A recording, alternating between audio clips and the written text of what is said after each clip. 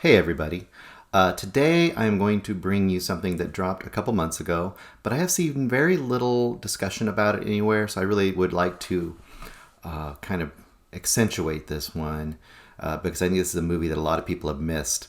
Another thing that makes it a little hard to see is that it's only available on Shudder. I went and looked. I mean, you can probably get a DVD as well, but I would really like to see people watch this movie. So, that being said, I don't get sponsored by Shudder, but Shudder is an excellent streaming service. Now, I know a lot of people think, like, well, I don't like horror movies. Why would I get Shudder? I can understand that. I mean, if you like horror movies a little bit, you definitely should get it.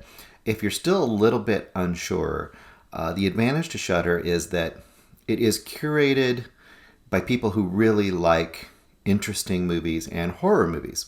So, pretty consistently, they are quality movies from different time periods and especially from different countries. So, the movie I'm bringing up isn't even a horror movie, it's just a more experimental or daring movie from this era. And they have quite a few things like that that really aren't strictly horror movies. Now, this movie is called Dogs Don't Wear Pants. Officially, it's shown as being released in 2019, although it really hasn't been available for most people until 2020. So it's really only came out in the last couple months. So, what is Dogs Don't Wear Pants? I know, interesting title. What is that all about? It's mostly about two main characters, but okay, I'm going to give a thumbnail on this movie. This is a Finnish movie. It is directed by, I'm going to probably get these names wrong because I think they're all Finnish. It's directed by J.P. Valkeapää, a lot of double A's in there, and he does an excellent job. I think it's he, J.P., I'm not even sure. It might be a woman. It might be an indeterminate gender. The main character is Juha, and he is played by Pekka Strang. And the main woman is Mona, and she's played by Krista Kosinen. And she did have a small part in Blade Runner 2049, but not, I don't even know if she spoke in it. But she has been in a couple other things, so you might have seen her at least. You may not have known her, but she's a main character in this movie. So, basic concept is the main character, Juha, has encountered a grief, a sadness in his life recently that he's been trying to cope with. He's a surgeon, a very high-level surgeon. And, a lot of horror movies have been kind of dealing with this lately. You got Midsummer and you've got Hereditary, of course, both of them dealing with some version of grief. Recently, The Lodge, which I didn't like so much, but there was a lot of grief elements in that as well. This is definitely not a horror movie, but it's also dealing with some of those grief issues, but in a very unique way. So Juha is taking his teenage daughter to go get her first piercing. And I don't know what the piercing places are like in Finland, but in this particular situation, they go to the piercing shop, which is kind of like a piercing/tattoo shop, pretty common.